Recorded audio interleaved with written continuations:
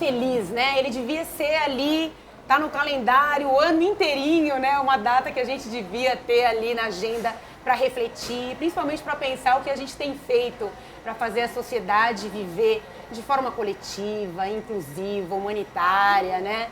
Tudo isso a gente discute bastante aqui, é bom demais estar aqui, é um privilégio estar aqui falando do Instituto Fazendo História, essa parceria com a Casa Balduco e recebendo uma pessoa que fala de responsabilidade social e bota a mão na massa da responsabilidade social quando ninguém muito sabia o que era isso, né? Então tem 3 queridos aqui comigo e a gente vai se apresentando e apresentando para você o que é a doação, o que é a cultura da doação, em que pé a gente está no Brasil, qual é o cenário no mundo. E Balduco e Instituto Fazendo História, ali juntos individualmente, o que tem feito para conseguir reverberar mais, alcançar mais crianças e adolescentes. E é sobre isso que a gente vai falar aqui. Então eu vou começar, eu vou pedir para ela mesma se apresentar, senão eu vou ter que ficar lendo aqui um currículo extenso. Márcia Woods, prazer enorme tê-la aqui com a gente. Nossa, é um prazer estar aqui com vocês hoje, num dia tão especial, que a gente celebra a doação e está aqui com essa parceria tão bonita da Casa Balduco com o Instituto Fazendo Histórias, enfim, muito bom mesmo. Mas bom, eu sou Márcia Woods, eu estou aqui representando a Associação Brasileira de Captadores de Recurso, que é uma organização que trabalha a profissionalização da doação no Brasil, através da figura do captador de recursos, mas também é quem coordena esse dia maravilhoso que é o Dia de Doar. Desde 2014 nós somos responsáveis pela campanha aqui no Brasil, mas ela não é da BCR, ela é de todos, porque cada organização faz o seu Dia de Doar, né? Essa coisa muito democrática, que cada um cria o seu dia de doar, a organização faz a sua campanha, as comunidades se reúnem para celebrar esses dias, é estado como Doa Sergipe que se junta, é cidades como Várzea Paulista, enfim, é toda essa celebração da doação feita por cada um de pessoas, grupos de pessoas, empresas, organizações e eu vou parar por aí, tá? Acho que é o suficiente de apresentação. E a gente vai esmiuçando aqui, não só o trabalho da Márcia, claro, toda a equipe, todos os agentes, e você falando um pouco aqui antes pra gente, que é muito legal ver a animação em cada região do país, né, com as suas particularidades. O país é tão diverso, é tão gigantesco, né? E é muito legal que a gente insira todo mundo nessa cultura da doação. Andréa, diretora executiva do Instituto Fazendo História.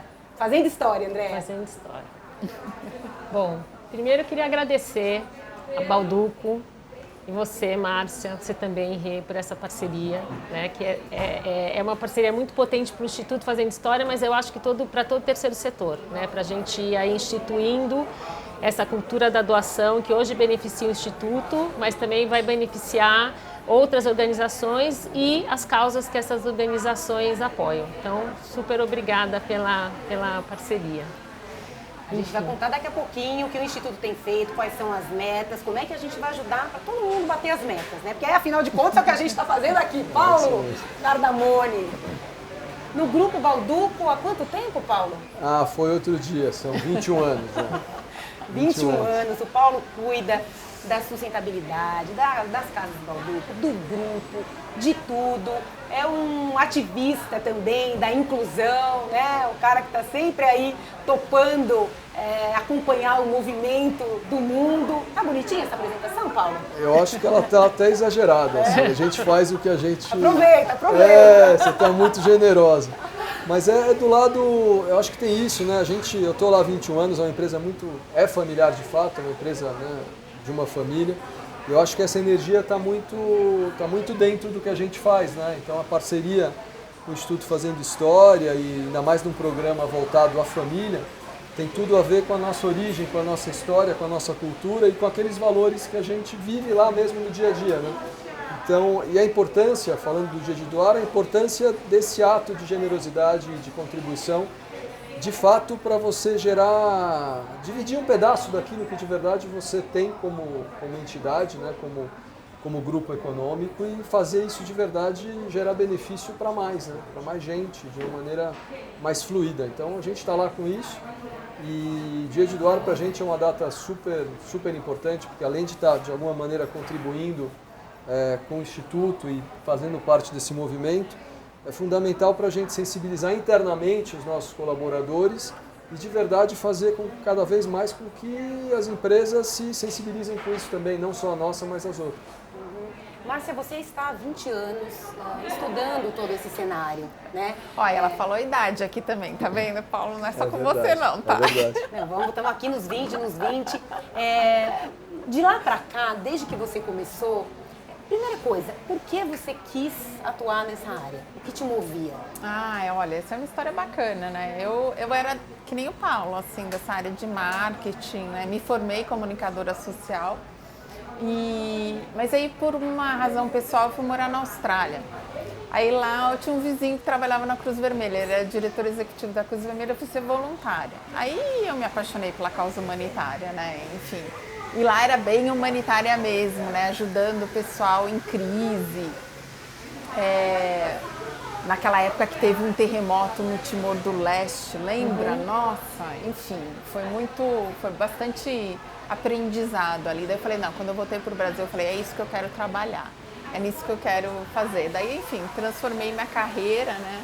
Estudei e me levaram para o IDES, onde acabou sendo a minha grande escola de entender como é que é isso, né? Que você tem empresas, famílias e indivíduos que querem fazer uma contribuição social, mas como eles se organizam para fazer isso, né? Porque você pode doar como a gente doa sem compromisso ou sem parar para pensar e tudo mais, mas quando você está falando às vezes de volumes grandes ou de engajamentos que você quer que tenha um desdobramento para além, né, da empresa, mas que pegue os funcionários, que articule os consumidores, enfim, isso tudo tem uma lógica como ser feita, né?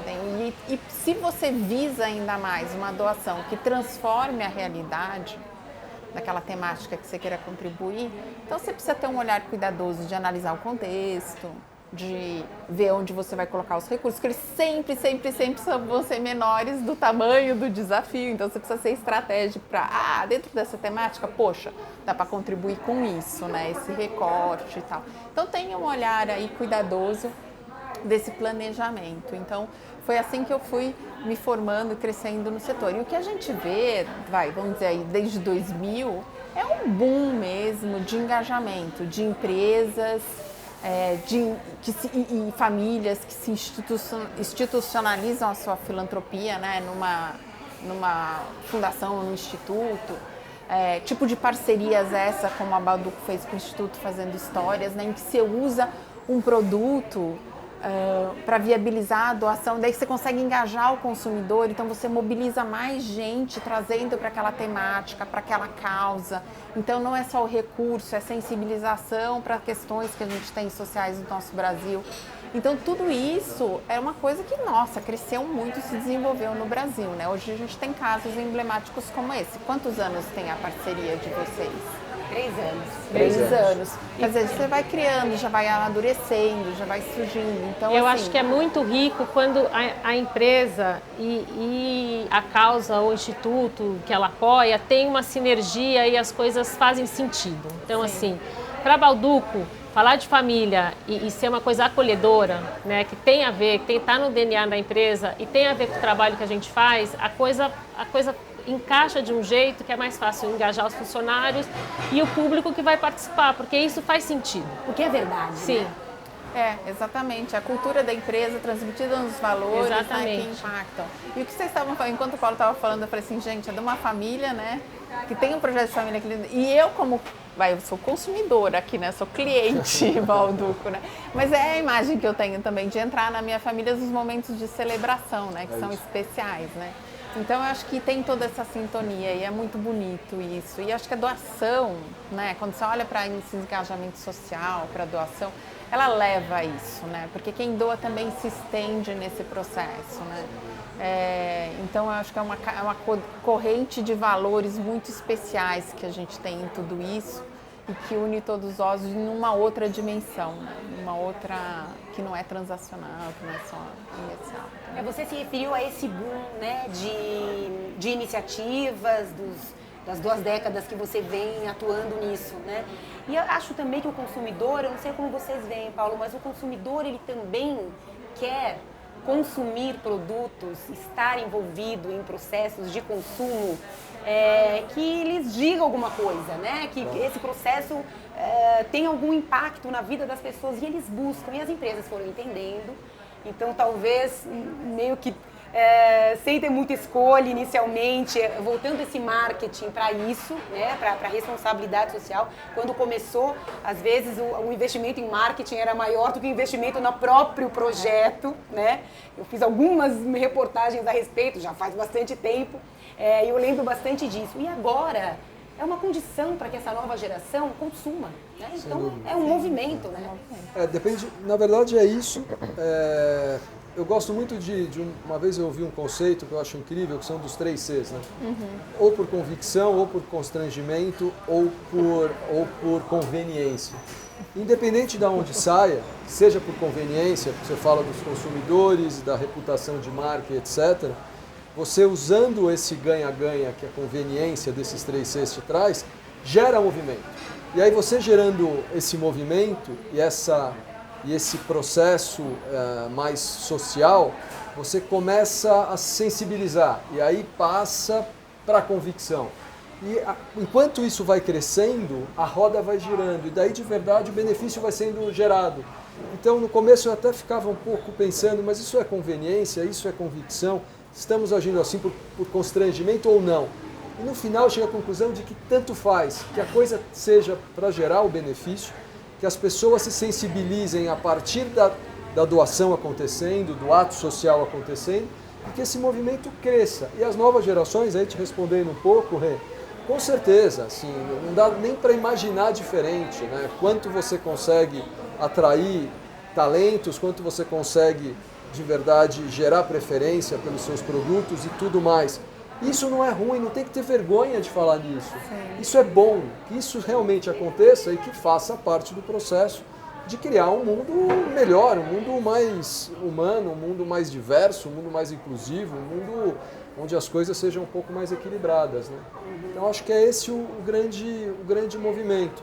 E quanto mais, saindo mesmo da conveniência, quanto mais isso se enriquece, mais gente se engaja, mais coisa boa acontece. Andréa, eu queria que você falasse um pouco, né, do sentido do Instituto, né? E também de todas as necessidades que organizações como o Instituto Fazendo História têm para seguir, né? A gente estava falando aqui um pouquinho antes de gravar aqui essa conversa, a Márcia estava falando da profissionalização, né, e da doação em dinheiro, da doação fragmentada, da cultura da doação mesmo, efetivamente. Porque você, como instituto, você depende desse dinheiro para pagar as suas contas. Ali é como uma casa, né? Você precisa fazer anotar ali no caderninho, ou planilhas agora, caderninho ficou muito velho, né? Mas para fazer o negócio andar. Como é que vocês estão? O Instituto Fazendo História é premiadíssimo, está sempre entre as ONGs mais admiradas, são muitos prêmios, são muitas histórias, né? E vocês seguem nesse caminho. Fala um pouco sobre essas necessidades, até para que as pessoas saibam e para que a gente possa reverberar mais, né? E pedir realmente.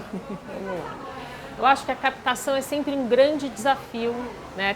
Tem a parte técnica, a causa que você apoia. Então tem sempre esse desafio técnico, a melhor maneira de você abordar essa questão que você quer resolver. A gente trabalha com o acolhimento, né? Então a gente tem todo o lado técnico de qual é a melhor maneira da gente apoiar essas crianças que estão em acolhimento.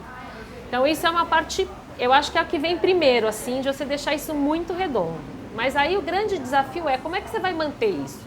As organizações do terceiro setor são assim caracterizadas porque elas não têm fins lucrativos, né? Então a gente precisa buscar essa sustentabilidade. Inclusive tem alguns certificados que você tira no terceiro setor que até para você conseguir eles te impedem de ter um lucro que venha de alguma atividade, né? Dependendo da certificação, você tem que ser totalmente gratuito o que você faz. E aí o desafio é que você tem que captar esses recursos. Então, tem algumas formas de captação. Então, assim, você pode captar recursos por editais públicos, por exemplo. E esse dinheiro que vem normalmente em editais públicos e alguns editais privados, ele é muito focado nessa parte técnica. Então, você está ali pagando no nosso caso, psicólogos, assistentes sociais, material que a gente usa nas nossas oficinas, nas nossas formações e tal. Mas tem um lado que é pouco visto e que o dinheiro não chega via esses editais, por exemplo. A gente precisa administrar o negócio. Então, a gente paga aluguel, a gente precisa de uma sede. Você nunca consegue colocar o seu aluguel num edital. Então, você tem que captar esse dinheiro. Você tem toda a parte administrativa. Quem é que vai cuidar da administração desse dinheiro? Porque você precisa realmente ter um olhar muito cuidadoso para cada centavo, você tem que prestar contas. Então, isso tem que ser muito organizado.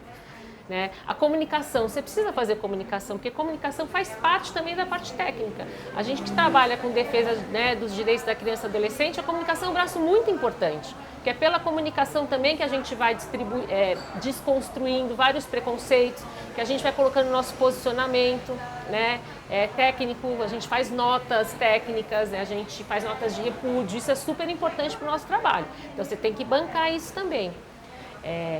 Esses são alguns exemplos de custos que a gente tem e que normalmente não estão inseridos nos editais públicos e privados, que estão sempre olhando para a parte técnica, para o atendimento final, no nosso caso, para a criança e adolescente. Então a gente depende muito de doação livre, que a gente chama, que é aquele dinheiro que é doado para o instituto usar como ele acha melhor. Né? Então a gente vai usando aonde a gente não tem uma cobertura. É para pagar aluguel, a gente tem que ter uma sede onde as pessoas, a gente precisa ter computadores, a gente precisa ter internet. São coisas como o orçamento de uma casa, de uma família ou de qualquer empresa, do primeiro, do segundo ou do terceiro setor. A gente tem as mesmas necessidades, mas a parte administrativa do terceiro setor, ela é muito enxuta porque a gente não tem tantos recursos. E isso às vezes reflete no próprio trabalho, porque se você não tem as condições para o trabalho técnico acontecer, ele vai ser mais difícil. Todo mundo tem que ter computador. Se o computador está ruim, você não consegue fazer um relatório que você manda para a vara da infância, no nosso caso. Assim, tudo é um apoio importante para que o trabalho técnico aconteça da melhor maneira possível. Mas são custos que a gente precisa correr atrás, né? Então, é muito importante o dia de doar, porque é esse recurso livre que as organizações recebem. Quando você vai lá, entra no site da empresa, faz um Pix, né? Que agora é mais fácil. Esse dinheiro está caindo lá para a empresa pagar seu aluguel, para pagar a pessoa do administrativo, da comunicação e outros gastos que acontecem que a gente realmente depende dessas doações. As empresas também podem fazer doações livres, então tem empresas que gostam que a gente monte um projeto, mas que daí, no caso, depende da proximidade, fala assim, ó, a gente vai incluir essa parte administrativa, tudo bem? Né? Mas quando você faz um edital público ou grandes editais que são abertos para várias organizações do Brasil inteiro participarem, normalmente esses custos não fazem parte, então a gente tem que correr atrás de outro jeito. Como é que a gente fecha, né, essa conta? Então, nesse aspecto eu queria fazer 2 comentários, né? Eu acho que nós, como cidadãos, a gente despreza a importância daqueles 10, 20, 50 reais que a gente doa todo mês para a organização. Eles são tão valiosos como uma doação de 150 mil reais que vai chegar, pum, de uma vez, só que vai para o projeto, né? Então, eu acho que essa valorização dessa doação pequena, extremamente importante para a organização, que ela vai acontecer todo mês, e a organização, a partir daí, com aquele pool, né, aquela quantidade de doadores, ela consegue se planejar o seu orçamento, as suas atividades, programar essas trocas de computadores administrativas ou contratação de RH ou espaço e tudo mais. Então, ela é tão valiosa quanto a doação por projeto. E aí, a organização compondo esse seu portfólio aí de fontes diferentes. Então, isso é uma coisa. E eu acho que o que você traz dessa lógica de recursos irrestritos é uma discussão bem contemporânea que a gente tem no âmbito da doação. E aí de doadores institucionais e, né, que são o que eu chamo de doadores institucionais, fundações, institutos e corporações, né? Durante a pandemia pegou todo mundo de surpresa, né? E o mundo da doação também. Então o que aconteceu? Eles precisavam repassar recurso muito rápido para chegar, que sabiam que tinham a necessidade, mas quem sabia direitinho o que precisava ser feito e o que era aquele contexto que estava vivendo num momento tão crítico de crise, era a organização que estava lá na ponta.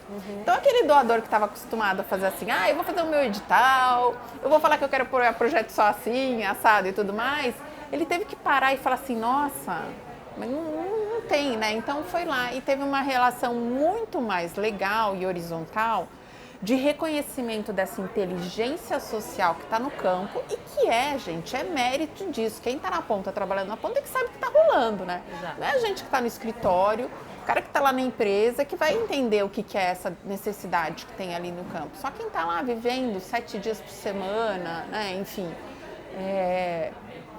Então, assim, a pandemia trouxe assim, essa nova reflexão para o setor de realmente olhar as doações mais que a gente está chamando irrestritas.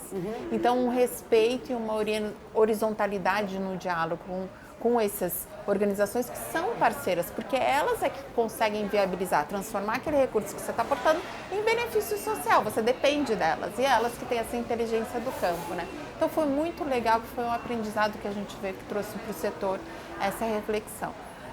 Espero que fique e que propague e aumente ainda mais, né? Quando você fala de recurso público, é um pouco diferente, porque é um recurso nosso também, né? São recursos de impostos e que a gente exige essa transparência e é boa. Mas o controle excessivo a gente sabe também que tem que ter uma ponderação, porque ele chega a níveis que sufoca as organizações, que elas acabam tendo que ter uma capacidade muito maior de prestar conta do que, de novo, de entregar o serviço social que ela precisa entregar, né? Então, acho que o setor está maduro o suficiente para ter conversas como essa, de que você tem certeza que você quer que eu invista toda essa minha energia em reportar para você assim, assado e tudo mais e tal, ou você quer que eu faça de fato a transformação que tem? Rola? Tem essa confiança ou não? Precisa ser assim? Né? Então eu acho que a gente está com maturidade suficiente para ter essa conversa francas e sinceras que precisam ter, né? E são relações, eu acho que em parcerias como as de vocês, que né, já estão indo para o médio prazo, que já estão se tornando assim, você pode usufruir dessas relações, né, e começar vamos dizer assim, a tirar mais efeitos e benefícios dessa relação de confiança, dessa parceria estabelecida e desse vínculo, né? Então acho muito bacana esse processo todo. É interessante, né? Porque a gente fala das famílias acolhedoras e fala da criança chegando nessa família acolhedora, a família acolhedora entendendo quem é essa criança. Tudo isso demanda tempo, né? E a família de origem, ou a extensa, ou a que vai adotar essa criança, também interagindo ali devagarzinho com a criança. E o que você falou, né, dessa parceria já a médio prazo do Instituto Fazenda História e Casa Balduco, é fundamental até para que os dois agentes entendam quais são as necessidades, né? Então a gente conversa e vai amadurecendo também em relação ao que cada um precisa. Isso é uma construção, né, Paulo? E isso, essa área de sustentabilidade também está cada vez mais presente na Balduco, porque não dá para não ter, não dá para não estar nesse contexto. A gente está, né? Claro, e a sensibilização que essa área traz para a empresa como um todo, ela é transformadora também no dia a dia das funções normais de trabalho, nas relações interpessoais. Isso transborda dentro da empresa. E dentro um pouquinho do que vocês estavam falando, né, André e a Márcia, é fundamental, a palavra acho que é principal e nesse médio prazo que você falou é a confiança. Exato. A hora que existe, claro, dentro de governança, etc., mas com liberdade, com confiança, e aí você foca muito mais na atividade fim, no real benefício que você gera, no nosso caso, para as crianças, do que no controle ou no reporte de resultados e administrativo. Isso é fundamental e isso só o tempo te traz, né? Óbvio que você está falando de um instituto absolutamente com todos os predicados, uma empresa com toda a história, mas nada como o primeiro, segundo, terceiro, quarto ano e daí vai para você. E além da confiança e de você focar muito mais na atividade fim, aí outras coisas e outras possibilidades vão surgindo. E aí esse movimento toma ainda mais corpo, o benefício ainda maior, né? A consistência do programa fica ainda mais forte. E acho que é isso, acho que é uma história de longo prazo que se constrói baseado na confiança e na similaridade de propósitos, né? É muito mais, se você tem verdade, se você tem propósitos que são muito parecidos, a história da família, o que a gente de verdade acredita como cultura, o jeito realmente da Balduco de ser, que é um jeito de ser mesmo. E a gente é muito mais, é um PF, uma pessoa física misturada com pessoa jurídica, né? Uma empresa familiar assim. É muito gostoso, é um terreno ainda mais fértil para que isso... Tem mais emoção, a mais emoção está mais próxima, né? Você passa não por é um board menos, internacional. É isso, né? Você passa por menos estatutos, menos regras, não tem board. A gente está a bordo. Acho que esse que é o grande diferença. André, a Márcia se referiu, né, às pequenas doações, né? Existe isso no Instituto, a pessoa que vai, eu quero doar para o Instituto Fazendo História, né? O caminho é fácil, está lá, olha, piscando na nossa cara, é só entrar, né? E doar. O Pix, né? O Pix faz um Pix, enfim. E vocês têm também essa captação ali de pessoas físicas comuns que... A gente tem. Nós temos vários doadores que nos apoiam bora doar, há muitos anos, que vão lá assim mensalmente. Tem assim, todos são muito bem-vindos. Se a pessoa não consegue se organizar, ela só pode naquele momento do ano fazer uma doação, maravilhoso. Mas tem aquelas que se comprometem há anos, que vão ali mensalmente, mesmo que seja um pequeno valor, né? E como a Márcia falou, é importante porque a gente se planeja, né? A gente consegue falar, bom, se a gente pode contar com esse tanto de doação mensalmente, olha o que a gente pode fazer, né? Enquanto assim, puxa, teve uma super doação esse mês, mas mês que vem não vai ter. Então, assim, você não pode fazer um planejamento. Então, assim, você pode entrar no nosso site, escolher fazer uma doação mensal, que a gente chama. Você pode ser um doador de nota fiscal paulista, que é uma maravilhosa maneira de contribuir, porque assim você não precisa doar, você não põe a mão no seu bolso. Né? O que seria para você alguns centavos por ano, quer dizer, por compra. Comprei aqui a minha fatia de panetone na Balduco, peça a nota fiscal paulista. Ia cair 20 centavos lá na minha conta registrada. Para o Instituto, pode cair até R$250, porque agora o governo está bonificando. Então, assim, sem perceber, o que pode dar em média para você R$150 por ano de nota fiscal paulista, pode gerar até R$3.000 para o Instituto por ano. Então, assim, você não está fazendo nada. Você pede a nota fiscal paulista, dá o seu CPF e você está doando um dinheiro para o Instituto sem colocar a mão no bolso. Então, assim, você também pode entrar no nosso site, tem lá dizendo como é que você faz. Você entra e liga o CNPJ do Instituto ao seu CPF. Então, essa é uma maneira ótima, porque assim, a pessoa nem precisa desembolsar nada, né? Vai automaticamente. Vai automaticamente. E, enfim, e tem outras campanhas que a gente faz de tempos em tempos, como alguma coisa específica que a gente quer apoiar, e aí a gente faz uma comunicação, campanhas. A gente está agora organizando também um grupo de disseminadores da nossa causa que podem participar de campanhas com a gente, divulgar isso para seus contatos, porque é um trabalho de formiguinha, assim, né? Esse trabalho de comunicação é fundamental, né? Então. Você vê essa questão da nota fiscal paulista. Quanta gente faz e quanta gente não faz. E a maioria que não faz é porque não sabe. Exatamente. Assim, se você faz, você chama um amigo para fazer, já faz uma diferença de R$3.000 no final do ano pra gente, que pra gente faz muita diferença, né? Então, assim, é um trabalho de formiguinhas, cada pessoa trouxer um amigo, divulgar isso com um amigo, pra gente faz realmente esse planejamento que a Márcia estava falando. Pra gente encerrar, né, Márcia, é o que o Paulo falou, né, a história do desconhecimento. Você estava falando aqui pra gente, antes da gente começar a gravação, que no dia de doar, efetivamente, tem um boom de doações, né? A pessoa realmente para e fala, hoje é dia de doar e eu vou doar. Mas por que ela não faz isso, então eu vou colocar no meu calendário? Quanto eu posso doar ao longo do ano? E eu vou contribuir para aquela minha causa, porque também são infinitas causas, e todo mês eu vou depositar lá para o Instituto Fazendo História, né? Como é que a gente faz para as pessoas entenderem e se mobilizarem, não só hoje, mas o ano inteiro? Mas o ano inteiro, né? Esse é um desafio que a gente tem. Por isso que a gente tem esse grupo que reúne 250 pessoas, que são pessoas físicas, organizações, empresas, tem as mais diversas lá, que chama o Movimento por uma Cultura de Doação. Olhando assim, qual que são os caminhos que a gente pode ver para fortalecer mesmo essa sociedade, para ser mais generosa, solidária, doadora, né? E a gente fez um estudo No ano passado, com mais de 70 pessoas, a gente se reuniu lá e chegou a 5 diretrizes que tem para fortalecer essa cultura de doação. Uma delas é a formação para a cultura de doação. Então, isso que você falou de planejar, de ter esse hábito, de estar antenado que existem organizações, de que vão contribuir e tudo mais, realmente você precisa ter acessado isso. Você pode ter feito na escola, ou quando você estiver fazendo um planejamento financeiro, alguém, o seu advisor, seu aconselhamento falar. Enfim, tem que chegar por você de alguma forma. Na sua família, muitos desses assimilam isso através da igreja, enfim. Mas isso ou seja, tem essa parte de formação. Tem também uma questão de narrativas, né? De nossa sociedade ter um olhar mais positivo para as organizações e para a doação.